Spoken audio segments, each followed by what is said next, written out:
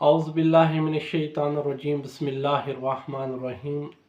आज हमने आपको बताना है कि हक़्क़ुल अख़ी कि जो हमारा भाई होता है उसका हक़ क्या है।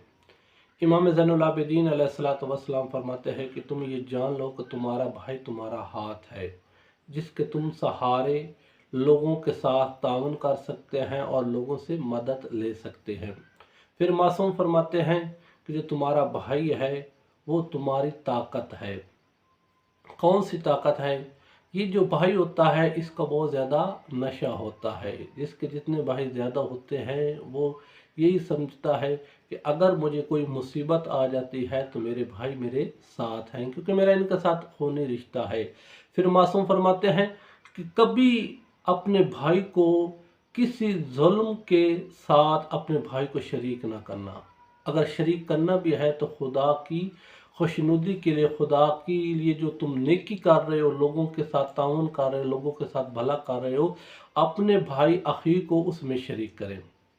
आज का जो दौर है इसमें है कि जब कोई भाई किसी से झगड़ता है तो वो अपने भाइयों को साथ लेकर आता है और उस जो जिसके साथ उन्होंने झगड़ा किया वो उसके साथ जुल्म सितम करना शुरू कर देते हैं। अगर आपका हकीकी भाई है और वो उसको हक का पता है, क्योंकि उसको जानना चाहिए अगर उसके भाई का कसूर है तो फिर उसे चाहिए कि अपने भाई को डांटना चाहिए और जिसके साथ उसने ज्यादती की है उसके शाना बशाना खड़ा होना चाहिए।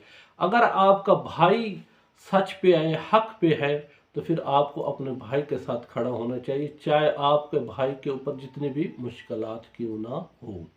फिर मासूम फरमाते हैं कि जो तुम्हारा भाई है वो है आपकी पुश्त, वो आपकी ताकत है। जब भी आपके ऊपर कोई किसी तरह से भी कोई मुसीबत आ जाती है तो सबसे पहला जो इंसान की मदद करने के लिए तैयार होता है दुनिया में वो उसका भाई होता है, क्योंकि उसको खून जो होता है वो कशिश करता है। जब खून कशिश करता है तो फिर वो मदद के लिए भी आता है। फिर मासूम फरमाते हैं कि जो तुम्हारा भाई होता है वो तुम्हारी ताकत है। ताकत कौन सी है? इस ताकत को आपने अल्लाह के लिए इस्तेमाल करना, ना कि आपने अल्लाह की नाफरमानी के लिए इस्तेमाल करना है। जिस तरह मैंने आपको पहले ही बता दिया है कि लोग झगड़े में अपने भाइयों की मदद लेते हैं। कभी किसी ने ये नहीं सोचा कि जब हम किसी के साथ जुल्म ज्यादती कर रहे हैं और अपने भाई को भी शरीक कर रहे हैं तो फिर सोचो आप उसको भी जहन्नम में लेकर जा रहे हैं और ख़ुद भी जहन्नम में जा रहे हैं। अगर आपको अपने भाई से इतनी मोहब्बत है तो फिर अपने भाई को आप नेकी के कामों में क्यों नहीं साथ मिलाते? अगर आप कोई नेक काम कर रहे हैं, कोई दुआ पढ़ा रहे हैं, कोई कोई नेक काम, दुआ से आगे कोई मजलिस करवा रहे हैं, किसी मोमिन की मदद कर रहे हैं, तो अपने भाई को उस मदद में शामिल करें ताकि आपका भाई भी इस दुनिया में भी कामयाब हो जाए और आखिरत में भी। मासूम फरमाते हैं उस दिन से डरो जब अपने भाई को आप नाफरमानी खुदा के लिए इस्तेमाल करो। तो इससे बड़ा क्या जुल्म होता है? एक खुद आप जुल्म कर रहे हैं, फिर अपने जो आपके करीबी रिश्तेदार हैं आप उनको भी इसमें शरीक कर रहे हैं।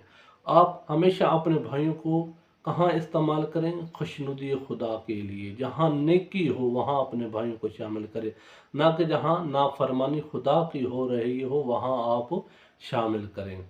अल्लाह हमें अपने भाई का हक अदा करने की तौफीक अता फरमाए। वस्सलामु अलैकुम वरहमतुल्लाहि वबरकातुहू।